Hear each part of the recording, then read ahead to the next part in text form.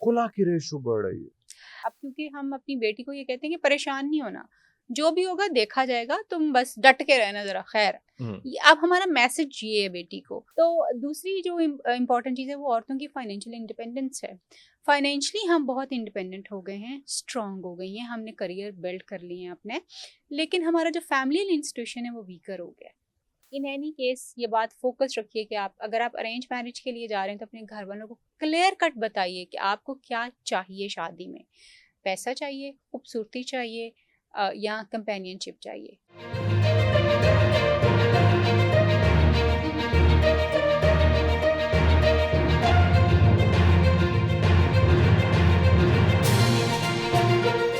ये बड़ा ज़रूरी है। तो आप मुसलसल कंसिस्टेंसी कर रही हैं इन चीज़ों मुसलसल की जी, जी, और बिल्कुल। ज़रूरी कर दिया, बल्कि ये तो होना चाहिए कि हेल्थ वाइज़ भी वो मैच करते हैं कि नहीं, बच्चे एबनॉर्मल तो नहीं पैदा होंगे। दोनों बिल्कुल के ऐसे ही, टेस्ट हाँ, वगैरह ये सारी बच्चियों चीज़ें। का तो आजकल क्योंकि जंक फूड की वजह से उनका एक सिस्टम जो है वो सारा वो खराब यूट्रस हो और रहा है, सब कुछ वो हाँ। खराब हुआ हुआ है।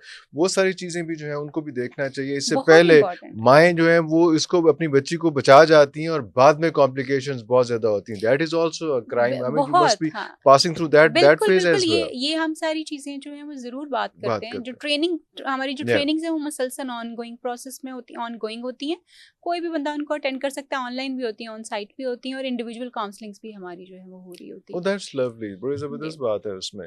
इसमें एक इम्पॉर्टेंट फीचर जो है वो ये है कि जब हम माँ को और सास को इकट्ठे लेके चलते हैं, तो कितना क टाइम उस लड़की ने अपनी सास को देना है या कितना टाइम उस लड़की ने अपनी माँ के साथ बात करनी है? ये कोई जो है वो बेंचमार्क हो सकता है? क्योंकि अभी आपने एक बात की, हल्की-सी की लेकिन बड़ी इम्पोर्टेंट थी।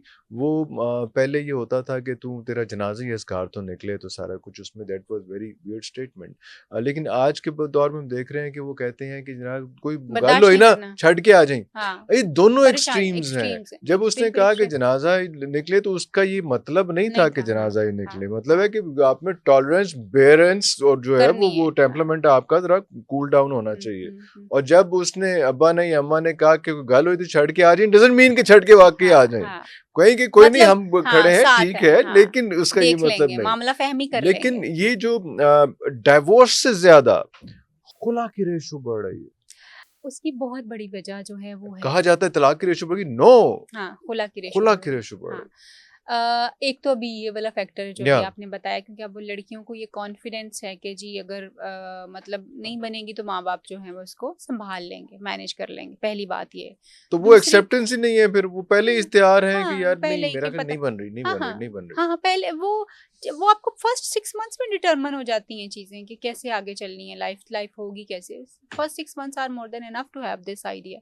और बहुत सारे time, idea, you can have the idea और the person who is both who are passing in through that phase, both who are in the marriage, हाँ, वो दोनों पता इसको लग 6 जाता है मंथ्स कि में यार हाँ चलना डिटरमाइन है कि नहीं कि चलना। आगे क्या चलना बाकी है, आगे झूठ क्या बोलते होना है, रहें, हाँ, क्या बस वो बोलते अलग रहें, बात अपने है। आप को डिसीव एग्जैक्टली, करते रहें तो तो 6 करते रहें। मंथ्स में आपकी चीज़ें डिटरमाइन हो जाती हैं सारी।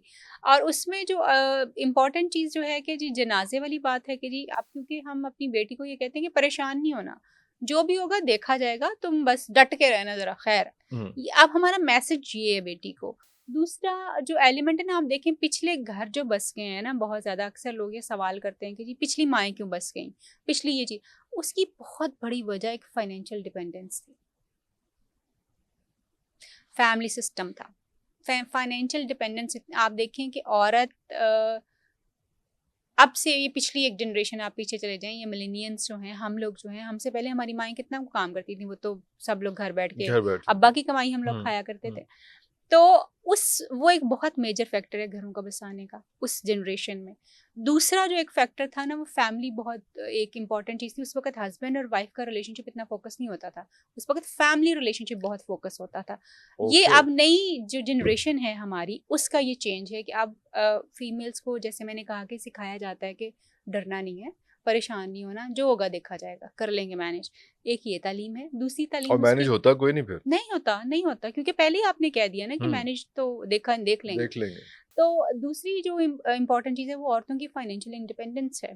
फाइनेंशियली हम बहुत इंडिपेंडेंट हो गए हैं, स्ट्रांग हो गई हैं, हमने करियर बिल्ड कर लिए हैं अपने, लेकिन हमारा जो फैमिली इंस्टीट्यूशन है वो वीकर हो गया है। उसके ऊपर हमारा उतना फोकस नहीं है। अच्छा, तीसरी इंपॉर्टेंट चीज़ जो इसमें आती है वो है आदमी का रोल। हमारा जो आज का आदमी है ना, पहले वो सरप्रस्त था, रिस्पॉन्सिबिलिटी लेता था, सारा कुछ करता था। अब का आदमी उतनी रिस्पॉन्सिबिलिटी नहीं लेता, नहीं ले रहा। नहीं ले रहा। औरत क्योंकि अब इंडिपेंडेंट हो गई है, स्ट्रांग हो गई है, तो वो हर काम को खुद करती है। आदमी को बहुत स्ट्रांग औरत कभी पसंद नहीं आती, जो हर चीज अपने आप आज के आदमी को भी नहीं आएगी, जो हर काम खुद ही करना। मतलब उसने अगर सब कुछ खुद ही करना, तो उस आदमी की जगह कहाँ पे है? जगह कहाँ पे? ये एक जो आजकल कॉन्फ्लिक्ट आ रहा है ना, वो ये कि मेरी जरूरत कहाँ पे है। अब आदमी को पुरानी औरत के साथ डील करना आता था, जो घर बैठी हुई थी, जो चीजों जो को, कुछ उसने अपनी अम्मा से सीखा हाँ, वो वो उस तरह आता से था, वो उससे आता डील था, कर। उस पे वो ही वाज लेकिन एक औरत फाइन। जो कि अब फाइनेंशियली इंडिपेंडेंट हो गई है, जो स्ट्रांग है, जो आपके ऊपर पैसे की वजह से डिपेंडेंट नहीं नहीं है, है। वो आपके ऊपर डिपेंडेंट इसलिए है कि आप उसके साथ रहना चाहते हैं और वो आपके साथ रहना चाहती है। उसको आपसे वो मिल रहा है जो आप उसको चाहिए, और आपको उससे वो मिल रहा है जो आपको चाहिए।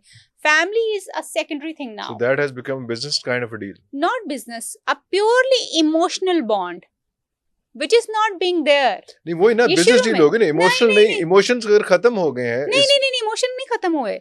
Now the relationships are more emotional. More अब इमोशनल। यस, ये आपका और मेरा बॉन्ड है कि आप और मैं एक दूसरे के साथ कितने एडजस्टेड हैं। हाँ। अगर हमारी दोनों की केमिस्ट्री नहीं है, अगर आपके पास मुझे देने को टाइम नहीं है, अगर आपके पास मुझे देने के लिए लव एंड केयर नहीं है, या मुझे आप इज्जत नहीं दे सकते हो, मेरे साथ बैठ के चाय नहीं पी सकते हो, अब इन चीजों पे तलाकें होती, तो फिर हमारा ना साथ चलने, करें। यस, हमारा साथ चलने का कोई मकसद ही नहीं है।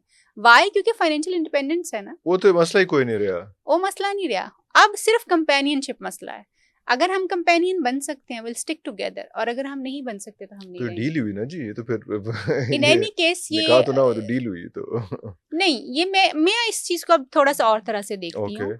मैं इसको देखती हूँ कि इस दौर में जो रिलेशनशिप बनेगा ना, वो बहुत प्योर रिलेशनशिप होगा, और वो हस्बैंड वाइफ फोकस्ड होगा। फोकस हो हो। सकता है उसकी रेशियो कम हो, क्योंकि अब रिलेशनशिप्स मुझे कितनी कम हो, 100 में से 10, उससे भी कम नहीं शायद नहीं, ये ज्यादा हो जाएगी, हो आहिस्ता आहिस्ता जाएगी रेशियो शायद। बेहतर इम्प्रूव, क्योंकि आप जब वो चेंज चल रहा होता है ना, तो उसमें लोग हिट करते हैं चीज़ों को, उसमें एक बुरा पैच बहुत आता है, फिर आहिस्ता आहिस्ता स्टेबलाइजेशन जो है वो होना शुरू हो जाती। तो वो हिट होना है, वो होगा भी ज़रूर आपके, और भी जैसे रिलेशनशिप्स भी।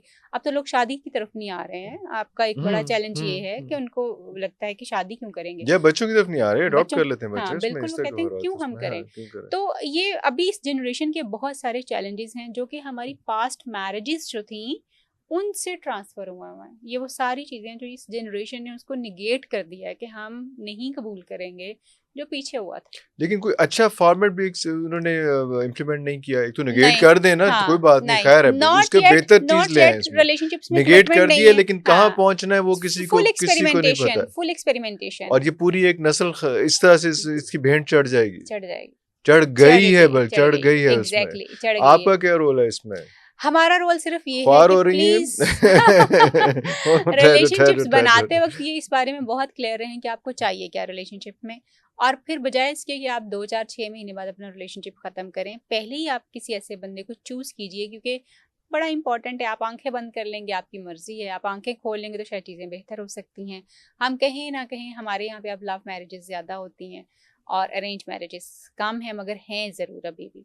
इन एनी केस ये बात फोकस रखिए कि आप अगर आप अरेंज मैरिज के लिए जा रहे हैं, तो अपने घर वालों को क्लियर कट बताइए कि आपको क्या चाहिए शादी में। पैसा चाहिए, खूबसूरती चाहिए, या कंपेनियनशिप चाहिए।